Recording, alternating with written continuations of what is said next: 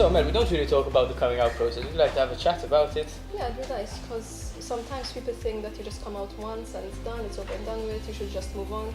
So you don't come out just once? No, far from it. You come out practically at every new transition in your life. There's that coming out feeling where you have to decide if you want to come out, should you come out, is it safe to come out, do you even need to? I mean, if you go into a new workplace and you're going to be staying there for an amount of time, everyone's talking about their partners, it's difficult for you to not have to come out. So in reality, it's not just a process that might happen when you're a teenager, for example, or maybe later on in life as well. It's something that keeps on happening, and it's not easy every single time. That sounds like a very frustrating situation to be in, almost, because I don't know, as heterosexual is almost like it's a given.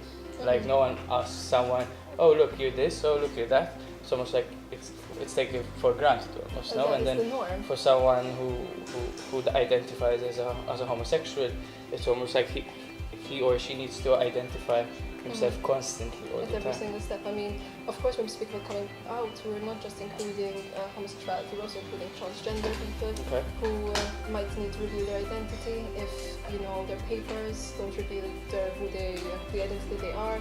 So it can cause a lot of confusion. So it's very frustrating, as you said, because every time you go through this almost overthinking phase where you start wondering, okay, do I need to, do I have to?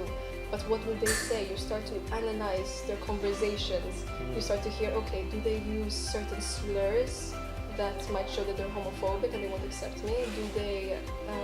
Do they ask me specifically about, if I'm a female, about my boyfriend or my husband? Or do they go more about your partner or your girlfriend or boyfriend? I don't know what you have. So it can be quite daunting to go through that process. And then once you figure that out and you say, okay, let me say I'm going to come out, then that's the process again of how and when. Do I get everyone in a room and announce it? Do I tell people one-to-one? Do I sort of throw it into a conversation and say, my partner who is, is this, and sort of use pronouns as a way of indicating that I'm in a relationship with another female? There's a lot of thinking involved, and that can cause a lot of anxiety as well. Of course, and from what I understand, it's quite a process to come out with it in itself, no? And if you say you have to come out in every new transition in your life, such as a new work, a new locality, a new whatever, in any new situation, you have to do this, new friends. You have to go out and you meet someone new. So there tends to be a process, from what a little bit I know, that first the individual tends to not want to tell anyone, and is kind of a bit scared, and then there's this process where, okay, maybe the person starts to think about the idea, okay, maybe I should tell someone, or just one person, and see how they would react in that new environment. And obviously, if people are very homophobic in that work environment, then what happens? There tends to be this internalized homophobia, we call it. I don't know if you actually heard about it and maybe experienced it, I don't know. Yeah, actually. It's that sort of feeling where you feel like you're wrong. And sometimes you might even think it about other people who are same as you. To other homosexuals, I hate people who are flamboyant. Or do gay people really have to show that they're gay to everyone? But in reality, I am that person as well. I want people to know. I might be open, I want to be flamboyant, but I restrain myself, because if I am, then I'm acting out as the person that I think I hate. So it's quite, look at that process, look at that level of anxiety, look at that thought process. So what you're saying is internalized homophobia means that because people are expressing their negative attitude towards people who are homosexual, that as a homosexual individual, the individual hates the person who they are, basically. So it's quite a process to get out of that, and to move on and to express this in society. Because how can you actually come out properly and suitably to people if you can't even come out to yourself?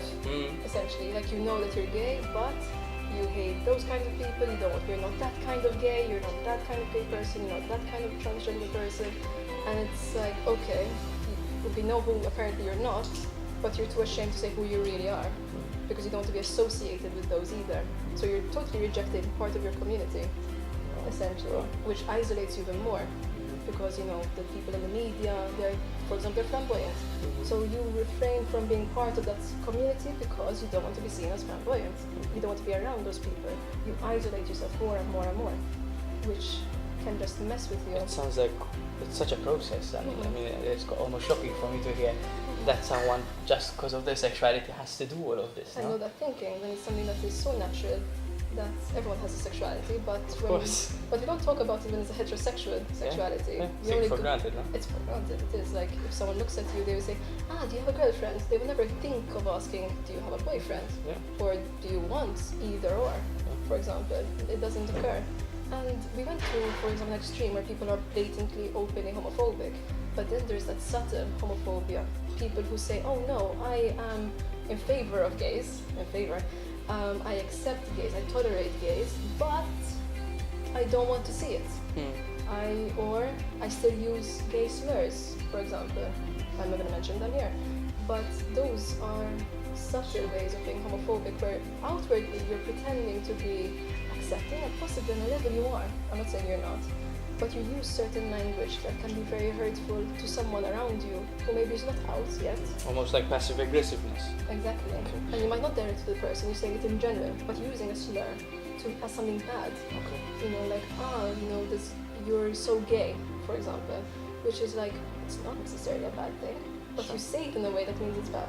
So if this person hasn't come out yet, what messages are they receiving? They're saying, I probably, shouldn't come out to this person because they see it as something negative. But then you get this mixed message where, they tell you, because my cousin is gay. And you say, okay, so they have a gay cousin, they're going to do cousin's wedding, but then they use "you're so gay" as something negative, and they use other worse slurs sometimes. Do you think they do it intentionally though? No, I think it's subconscious. I think it's this, we're so used to using certain offensive language. That's why I said so. Some people, I'm sure these people aren't homophobic, but we need to accept as well that certain language is homophobic. So by using the language, I am perpetuating that stereotype, that homophobia, which affects the people around you. So true. So what tips would you give maybe to individuals to help them maybe in the process of coming out? I think first things first is try as much as possible to be okay with yourself. Okay. It is normal, it is natural. It's not something you can change or do something to change. And find your community. Okay. I mean, I'm not saying forget everyone else in your life and only find people like you, but it helps to find people who are similar to you. Okay. That way you actually feel normal. Okay. You're not the only gay unicorn. Okay. There are others around you, and there's still rainbows and they're colorful, and it's great. Okay. And you can still have other friends who are straight, who are cisgender, and it's fine because you have a mix and match. But at least have a community of people who really for sure understand the process. So what you're saying is that it's okay and it's normal, and to actually find people in your community, even if it's just one person for you to bond with and to integrate in order to help you as an individual, to consolidate your identity, we call it. Exactly. And at the same time, in retrospect as well, if you are a straight person or a cisgender person, but you know or love someone who is gay or trans, join your own similar community as well, of other supporters, other allies, other people. That way even you get to understand better your own experiences as someone who has to accept that someone around them is in a way a bit different, but also the positive side of it, and to increase your own community. Thanks a lot, man. It was a pleasure. Great conversation. Thanks. I love this. Thanks.